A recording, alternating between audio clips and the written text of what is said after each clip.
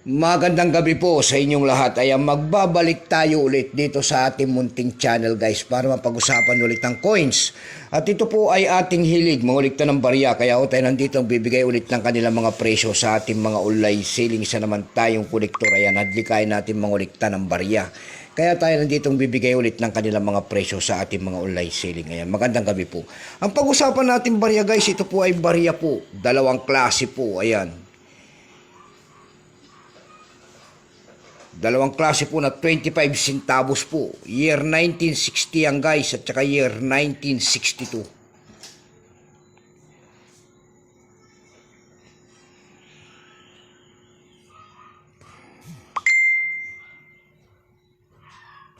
Hindi ko masyado ma-close up guys. Ayan guys, year 1962 and then year 1960. Ayan, Lady Liberty. Ayan, ito yung babae na yan, Lady Liberty kung tawagin nila.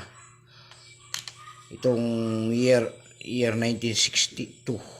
Pagkatalikod naman, ayan, makikita nyo po ang bagong, lumang silyo po ng ating BSP. Ayan. Ayan, luma po yan, na silyo po ng ating BSP. Dalawang klase po. Year 1962 and year 1960 at saka year 1962. Ayan, dalawang klase po ang pag-usapan natin barya. Pero bago tayo magpapasalamat muna sa lahat ng ating masugid na tagapagsubaybay dito sa ating YouTube channel, lalo-lalo ng aking mga subscriber dyan. Magandang gabi po sa inyong lahat. Ayan.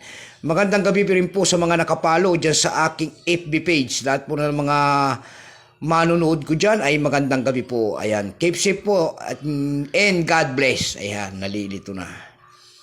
Yan naman po sana hindi na pa po nakapag-subscribe dito sa ating munting channel. Anyayaan ko lang sana kahit malaking tulong na po o bagay yung magagawa tulad ng pagpindot ng ating subscribe button, like and share para ma-update ko naman kayo sa mga bago ko pang ilalabas na video about coins. Ayan, year 1962 and then year 1960. Ayan, dalawa po. Pasensya na kayo at hindi pa makintab kasi hindi niya makaya makuha yung kanyang year. Ayan, nagsimulang years ito guys mula year 1958 hanggang 1966. Ayan. Value po niyan ay 25 centavos, currency piso 1857 hanggang 1967. Kung ano materyales sa mga ginamit sa barya na yan, yan po ay nickel brass. May bigat lamang itong 5 grams, may haba itong 24 mm, may kapal po naman itong 1.6 mm, orientation niya na coin alignment. Itinigil naman ang paggamit sa barya na yan ng Pilipinas noong March 31, 1979. Ayan, number NDAS 1009, reference number KM-189. Dito tayo sa year 1960 ito. Ito pong year 1960 na ito guys, ito po ay 11%. Kung ilang piraso po ang ginawa sa barya na yan, yan po ay 10 milyong piraso po. May price-appraisal na rin po yan doon sa ating numista kung tawagin ng ating mga kolektor. Yung kanyang very fine po ay piniresyon na nila ng 25 pesos. Yung kanyang extra fine ay 16 ito. Yung kanyang almost uncirculated naman ay 60 rin. Ayan. Dako naman tayo sa year 1962. Ayan. Ito po year 1962. Itong year 1962 naman guys, ito to ay 32%. Kung ilang piraso po ang ginawa ng Pilipinas sa barya na yan, yan po ay 40 milyong piraso po. May price appraisal na rin po yan doon sa ating numista. Ayan. Binigyan na po ng presyo. Yung kanyang verify naman po ay nagkakahalaga yan ng 17. Yung kanyang extra pay naman po ay 31. Yung kanyang almost uncirculated ay 70.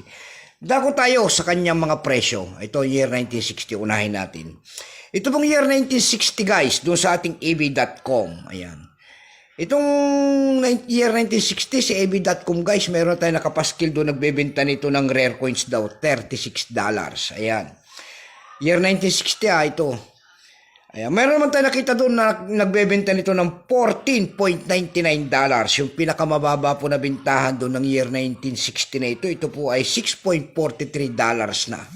Dako naman tayo